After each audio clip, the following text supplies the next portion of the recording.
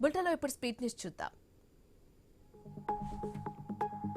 Job calendar అంటే గత ప్రభుత్వం లాగే పేపర్ ప్రకటన కాదని, నిరుద్యోగులను ఉపాధి కల్పించడమే కూటమి ప్రభుత్వం లక్ష్యమన్నారు మంత్రి నిమ్మల రామనాయుడు. పాలకొల్లులోని ప్రభుత్వ హాస్పిటల్ను ఆయన పరిశీలించారు.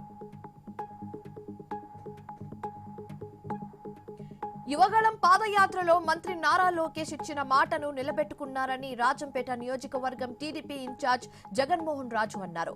ఉద్యోగాల కోసం జాబ్ క్యాలెండర్ విడుదల చేయడం శుభపరిణామమని చెప్పారు.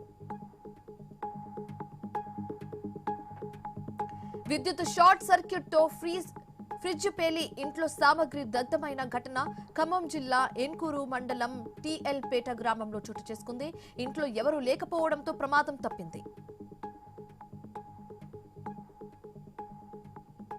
హనుమకొండ జిల్లా మరికొండలో సేవ భారతి ఆధ్వర్యంలో 30 రోజుల పాటు అగ్ని వీర్ ట్రైనింగ్ క్యాంపును నిర్వహిస్తున్నట్లుగా నిర్వాహకులు మహేందర్ భోగి తెలిపారు. ట్రైనింగ్ క్యాంపును యువత సద్వినియోగం చేసుకోవాలని పిలుపునిచ్చారు. హిందూపురం మున్సిపాలిటీలో మౌలిక సదుపాయాల సమస్యలపై ప్రత్యేక దృష్టి సారించాలని జిల్లా కలెక్టర్ శ్యామ్ ప్రసాద్ పేర్కొన్నారు. మున్సిపల్ కార్యాలయాన్ని ఆయన సందర్శించారు. నాగర్ కర్నూలు జిల్లా అచ్చంపేటలో మందుబాబులు హల్చల్ చేశారు. తాగిన మైకంలో యువకుడిపై కత్తితో దాడి చేశారు. ఈ ఘటనలో గోపికృష్ణకు తీవ్ర గాయాలు కావడంతో ప్రభుత్వ హాస్పిటల్కు తరలించి చికిత్స అందించారు. వనపర్తి జిల్లా నాచహల్లిలో రైస్ మిల్లులో సివిల్ సప్లై రెవెన్యూ అధికారులు సోదాలు చేశారు. రైస్ మిల్ యజమానులు 31 కోట్లకు పైగా ప్రభుత్వానికి బకాయిలు ఉండడంతో 6 వాహనాలు రైస్ మిల్లును సీజ్ చేసినట్లుగా అధికారులు తెలిపారు.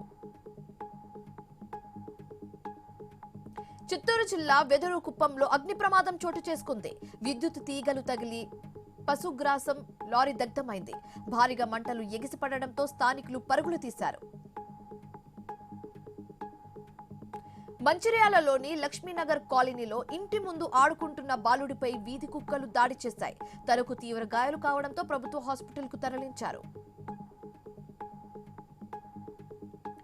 సిద్దిపేట జిల్లా దుబ్బాకలో పిచ్చి కుక్క స్వైర విహారం చేసింది.